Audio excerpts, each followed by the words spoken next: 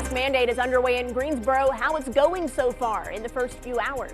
I was out today and I have my mask and I saw everybody wearing their masks and I thought this is awesome. The FBI wraps its investigation at Talladega. They say the incident in Bubba Wallace's garage was not a hate crime. The noose that was in that garage had been in the garage previously. More from NASCAR's president, plus Richard Petty's reaction. From testing to face masks, Guilford County's new health director breaks down her team's pandemic response. We're seeing cases in Guilford County growing. We're seeing more positive cases as we're moving forward. WFMY News 2 at 11 starts right now. The mask mandate has begun. Everyone within Greensboro city limits has to have a face covering when they're out in public. It's just the third city in the state to adopt this new rule. And tonight we want to know what you're thinking about this idea. Who's responsible for requiring masks? Weigh in on WFMY.com/vote now. We are just a few hours into Greensboro's new rule. WFMY News 2's Grace Holland got mixed reaction to the order.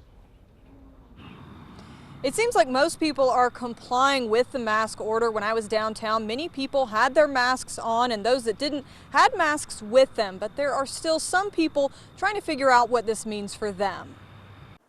I was out today and I have my mask and I saw everybody wearing their masks and I thought this is awesome. Most people masked in Greensboro, but some don't agree with the city's order that requires them in public. People like Elizabeth Gomez sharing their thoughts on our Facebook page. She says, "I can't breathe with one. I get dizzy and nearly pass out." Gomez says she often has to take it off for a while. Crystal Price says it's crazy. You shouldn't have to wear one, and goes on to worry about the effectiveness of masks. The mayor says one goal of the order is to prevent asymptomatic spread of the virus by covering coughing and sneezing. The city's order requires masks in places like grocery stores and pharmacies, but does not specifically mention restaurants. That's all the boxes that we've had from all the pickups, deliveries all set.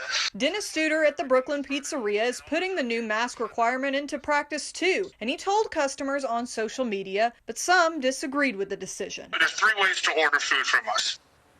Only one of those ways, we're basically asking you to wear a mask. I think that's a really fair accommodation. Dine-in isn't offered at Studer's restaurant right now, and masks are only required for people who come in to pick up their food. He says whether people choose to wear a mask or not, he hopes they do it for the right reason. I hope that everyone does what they feel will be best for the community. There's no timeline for how long this mask order will be in effect, and many of you have asked what the penalty could be if you don't comply. Well, Greensboro police say you could face a Class 2 misdemeanor if you are caught not complying, but they hope that everyone does so voluntarily.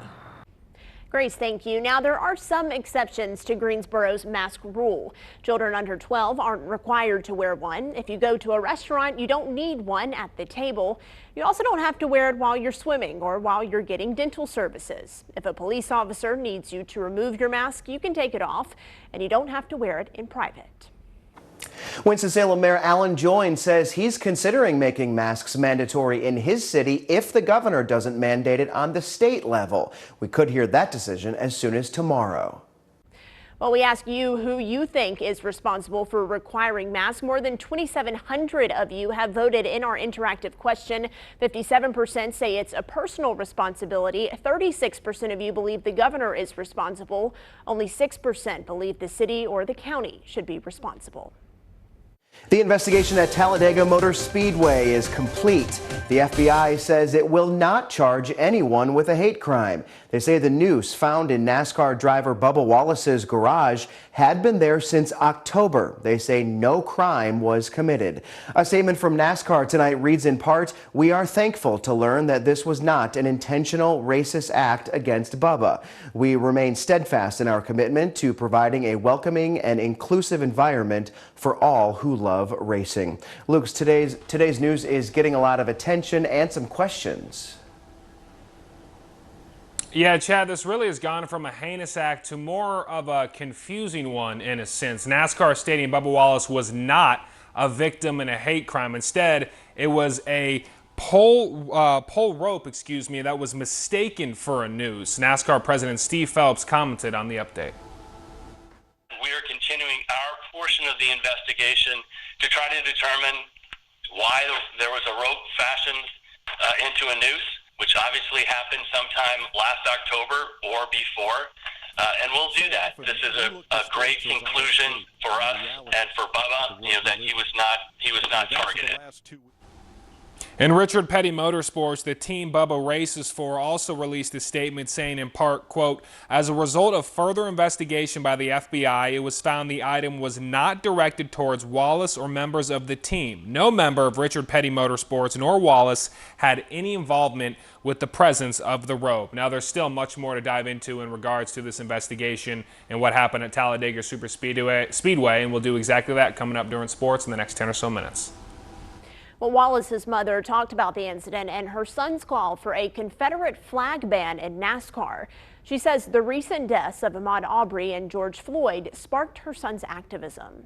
And I said, look, Bub, that's just people being ignorant. They're trying to rattle your cage. I said, but at the end of the day, I said, this will not break you. If anything, we're going to use this to rise above that. Wallace went on to say everything that's happened in recent weeks has been a roller coaster for her family. New tonight, multiple firefighters were hurt in a crash on I-85. A Pinecroft Sedgefield fire truck crashed while responding to an emergency call. You can see the damage in these pictures immediately after the crash. They say a car cut in front of the fire engine, then hit the brakes. The driver of the engine tried to stop and went off the side of the ramp, rolling several times. 3 firefighters were hurt. 2 are still in the hospital tonight. Injuries range from broken bones to cuts and bruises. The fire chief told me the truck was new and is likely totaled. The other driver did not stop. We're learning more about a deadly crash on I-85 last night near Witsit that killed 4 Guilford County teenagers. 5 teenagers in total were inside of that car. The driver and 3 passengers died when he lost control and hit a tree. 1 teenager survived. He is still in the hospital tonight. GCS confirms 4 of the kids went to Eastern Guilford. 1 went to Ragsdale. Eastern Guilford basketball coach Brian Manning wrote on Twitter today, praying for the EG community and athletes this morning after a tragic incident yesterday. Developing now, a Guilford County nursing home reports a massive spike in coronavirus cases. Maple Grove Health in Greensboro reported 30 new cases today. Now that brings their total to 95. It is the largest outbreak in Guilford County. It's also the second largest outbreak in the Triad. 13 people there have died from the virus. A living facility in Forsyth County also reported a spike today. The Citadel at Winston-Salem confirms 13 more people tested positive. Their total now at 50. 2 people there have died. A bit of good news, though, for a different Forsyth County facility. The health department removed Piney Grove Nursing Home from the list. That means the outbreak is considered over. The facility had 6 total cases, 4 residents and 2 employees. Some alarming new coronavirus numbers today. Once again, a record number of people in the hospital. This time it rose to more than 900. But it's important you get some context with these new numbers. 915 hospitalizations today. That's 45 higher than yesterday.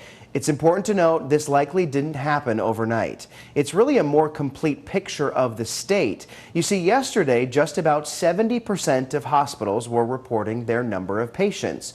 Well, today, 91% are reporting. More reporting hospitals will equal more patients. It's also important to look at hospital bed capacity. Among inpatient beds statewide, 3/4 of them are full. That's up about 5% from a month ago. 77% of ICU beds are full, which is actually down a percentage point from last month. Finally, 29% of ventilators are being used. That's up 5% from a month ago. So while there is a high number of people in the hospital with coronavirus, it appears they've got the capacity to handle the increase.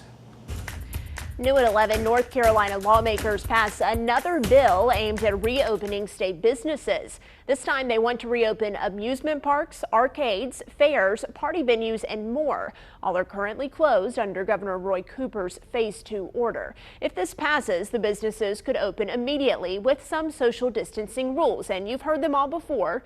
50% capacity, employees wearing face masks and filling out health questionnaires, hand sanitizer stations, social distancing signage, frequent cleanings of the facility, and more. The bill now heads to Governor Roy Cooper's desk, where he has 10 days to make a decision. Tomorrow, state lawmakers will vote on whether to reverse one of the governor's previous decisions. They've tried twice to pass a law letting bars and gyms reopen. Governor Cooper vetoed both. The House will vote on whether to override the veto. They would need a supermajority to make that happen, and then it would move to the Senate. Also happening tomorrow, a speedway is back in Alamance County Court. The health department filed a restraining order against the racetrack after they put on 3 events violating Phase 2 restrictions.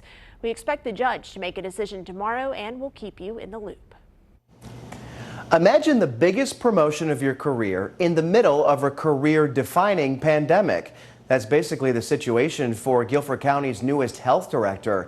She told WFMY News 2's Alma McCarty what worries her about the pandemic and her hope for the future. Challenging, ever-changing, motivating. Just some of the ways Dr. Yulia Van describes the work surrounding this fight against the coronavirus. Dr. Yulia Van says she understood through all her years of training as a public health professional that it was not a matter of if, but when a pandemic would hit. Kind of surreal, sometimes when I think about it, and I think about how this has come so fast and it's hit us, so fast and so strong. Van has felt the pressure more than most.